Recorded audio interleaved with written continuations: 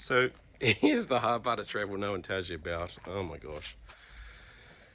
Go for dinner and our camper van gets broken into. So here we are at the Gendarmerie Nationale trying to get to the bottom of that. So this is an update on our travel insurance problems that we've had.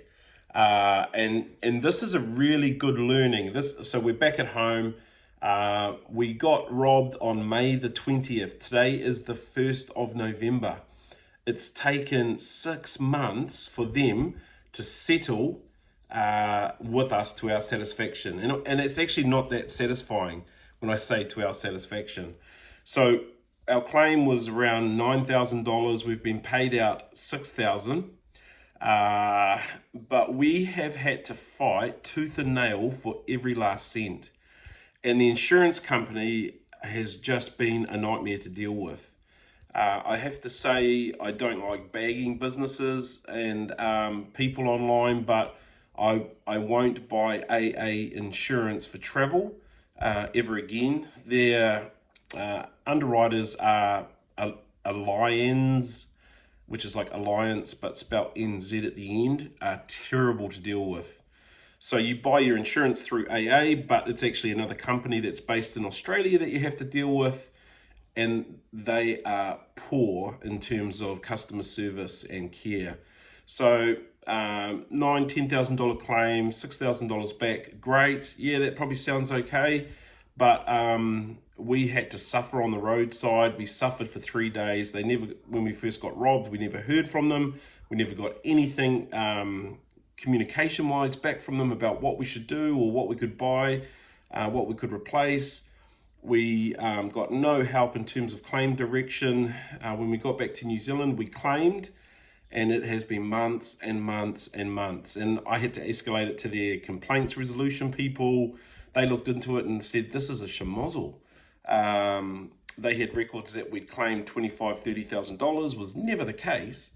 And just a mess. And so I'm sorry, but I can't recommend AA travel insurance. Now, the other thing that I'd say about claiming your travel insurance stuff, you have to have receipts for everything, which is really tough when you're, when you're planning a trip. You don't really think about that. You just think, okay, buy woolen socks, tick. Buy backpack rain covers, tick. Buy backpack, tick. And you go through the list of things in that. So what I'd say is if you're planning your trip and you're purchasing specific things, make sure you get receipts and maybe create a folder on your computer or something at home where you drag across the receipt pictures that you've taken. Take photos of them, keep those photos.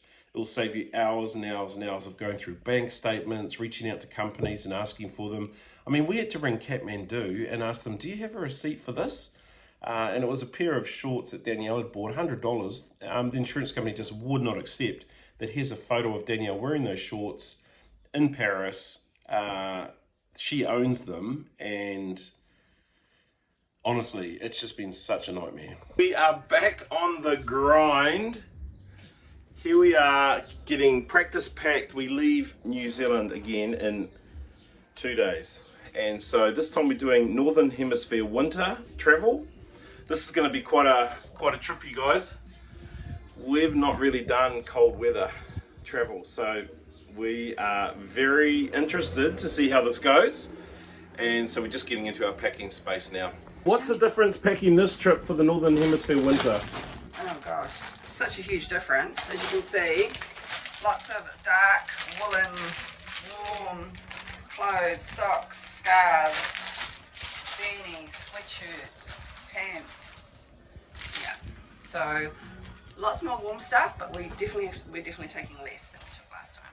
It does seem kind of weird leaving this paradise here in the heat, in the height of our summer. We're disappearing. Goodbye home. Bye. We're out. Be interested to see what the weather's like where we're going. Cold.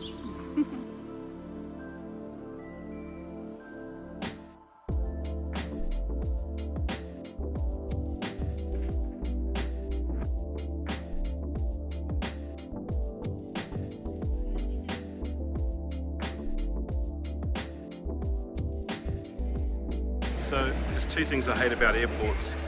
One of them is lines, and the other one is waiting. It's quickly travelling again though. So we've got a few challenges on this trip. We bought cheap because we're budget travellers. Those of you that follow us know that.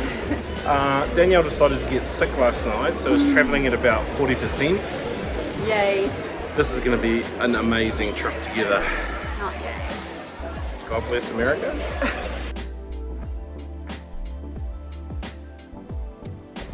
This is us down the invitation only line heading through to customs. Keikona. Every time a coconut we get searched. It's not like we've got 1,000 passport stamps or anything. They don't like people with CPAP machines, clearly, because they stopped me for mine, and who knows why they've stopped Danielle. But last time we came through here in Auckland, she got stopped for batteries and they tied them up and put them in a rubber glove. She thinks that's what this is about. The part of travel you don't prepare for, but it should get you to the front of the line if you've got a partner in a wheelchair.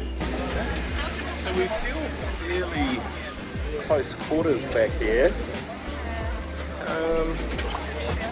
We've been sat back this far for a while. It's very humbling. But business class didn't actually look that nice on America. What are we on? United? Business didn't look that nice in United. It looked very squishy.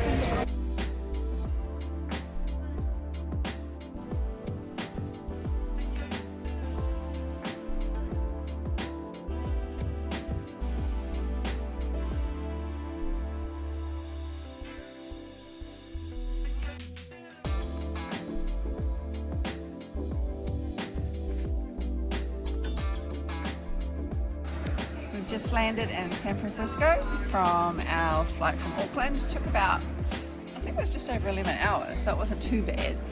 And actually got a little bit of sleep, which was really nice. So we're glad to be here, and we're gonna now go from San Francisco to a connecting flight to Salt Lake, our destination.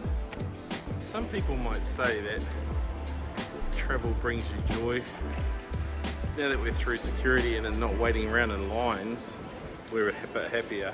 Coming through SFO, San Francisco, was really good, smooth as. A little tedious in the lines for security and that, but otherwise not too bad. So we've been here before, and the temptation is to call San Francisco San Fran. You don't do that. Locals don't do that, they don't like it either.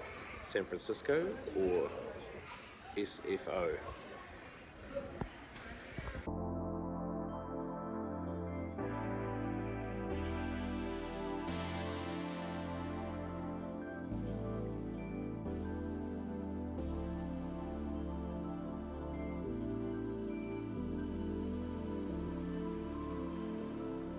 Well, as Murphy's Law would have it, we're at the furthest end of the Salt Lake City airport terminal from baggage claim.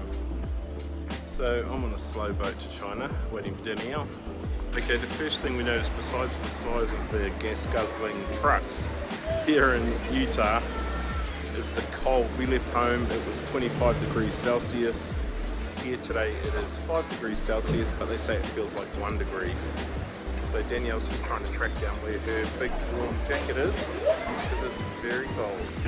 So you know, if you're not just a small or a medium, Cabela's is a great place to shop. Actually, all of America is a great place to shop. Even the planes have bigger seatbelts. It's so good. It's very cold. So when I visit the States, I go to one of my happy place shops, and this is Cabela's, also known as Bass Pro.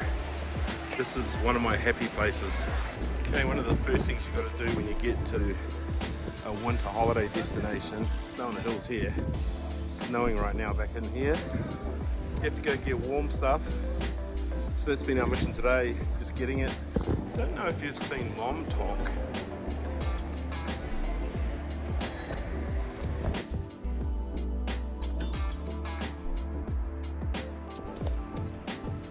Well, good morning and welcome to solo travel in the United States of America. You can see that Danielle's just not firing today. She has been up a bit through the night. She has some kind of sinus, head cold kind of thing. But I'm on the hunt for a raincoat, a couple of t-shirts, and a pair of pants for the trip. I came light to America knowing that I could get stuff here that was good quality.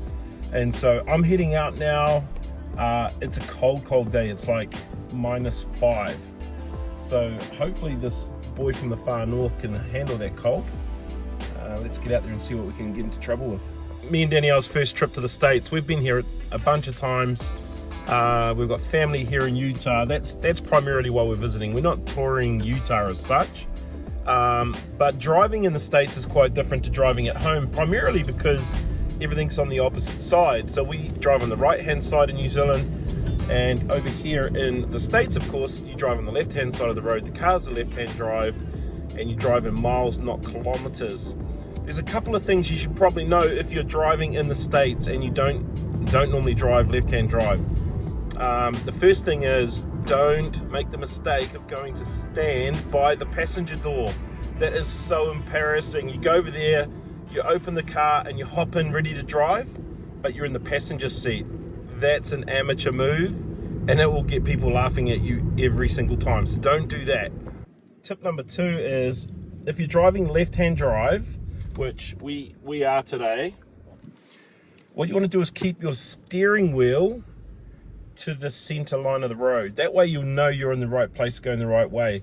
So if you've got the center line that runs along the middle of the road, make sure you've got your steering wheel closest to that side of the road. If you find yourself on the wrong side of the road, what you'll see is the passenger seat that will be closest to the center line of the road.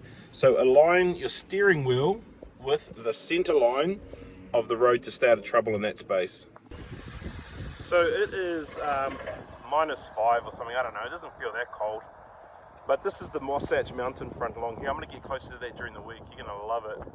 But this solo traveler has found his way to his favorite shop. Every time I come to the States, I come here, Ross Dress for Less. Probably my North American friends are going, ugh, what are you going there for?